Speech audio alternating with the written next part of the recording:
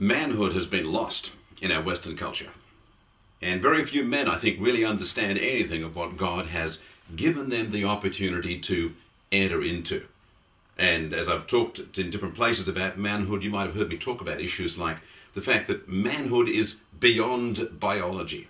Manhood is, in fact, a matter of developing moral might, something on the inside of us that stands in the fear of God and with the power of God, enables us to do things, moral things, things that are God ordained and God required of us, that we do with might, with God's authority. Manhood is a matter of moral might. It's beyond biology.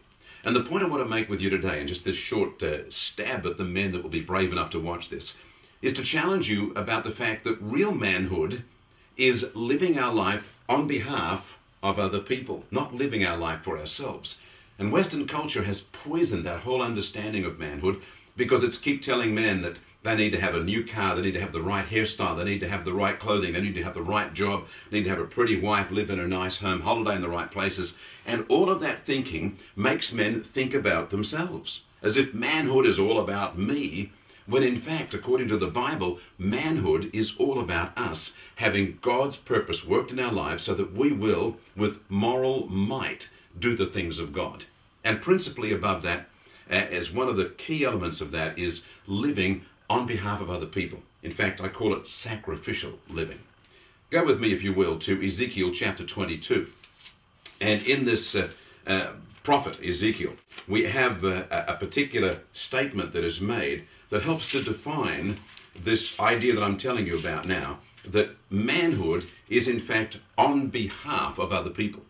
This is a verse that I refer to frequently. It's Ezekiel chapter 22, verse 30, and it says this, God speaking, I looked for a man, or I sought for a man among them that should make up the hedge, that should stand in the gap, stand in the gap before me for the land, but that I should not destroy it. But I found none. So here is God looking for a man who he would be able to do moral business, a man of moral might who would do business on behalf of the land with God, and that God would not destroy the land. But he didn't find such a man. But I want you to notice just one little phrase in the whole of that verse. It says here that God says he's looking for a man that would make up the hedge, that would stand in the gap before me for the land. Just three words. For the land. You see, in that land of Israel at the time, when God was looking for a man, there were many men that were doing impressive things. They were puffing out their chest, making money, building their own little kingdoms, but they were doing it for themselves. And the true mark of manhood is that we're not living for ourselves anymore. We're living on behalf of God for other people in sacrificial purpose for the land. Now I can take you to another verse that picks that whole thought up.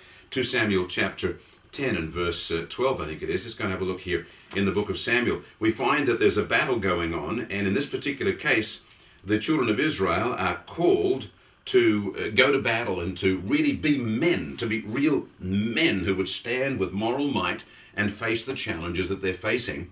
And in the process of the challenge that they're being given by their commander in this situation, he tells them once again that their lives are for sacrificial purpose. So it's 2 Samuel chapter 10, picking up at verse 12. It says, be of good courage, and let us play the men. In other words, let us truly be men in this situation, people of moral might. Then he goes on and says, for our people, and for the cities of our God. And the Lord do that which seems good to him. Notice then, it is for our people and for the cities of our God.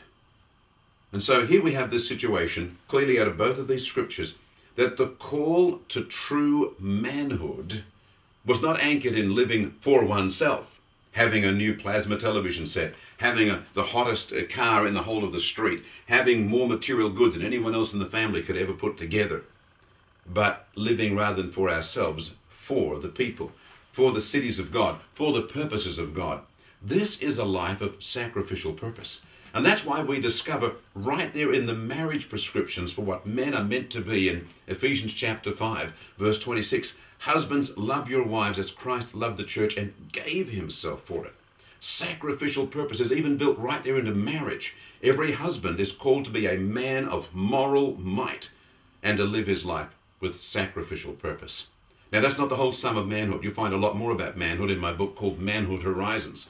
I want you to get a copy of that and read it. You get it at familyhorizons.net. Go and have a look for that, because I want to challenge you to move into the full maturity of what manhood is. But certainly remember this: manhood involves you living as a person of moral might who lives your life as a life of sacrificial purpose for the benefit of other people. I challenge you to live that way.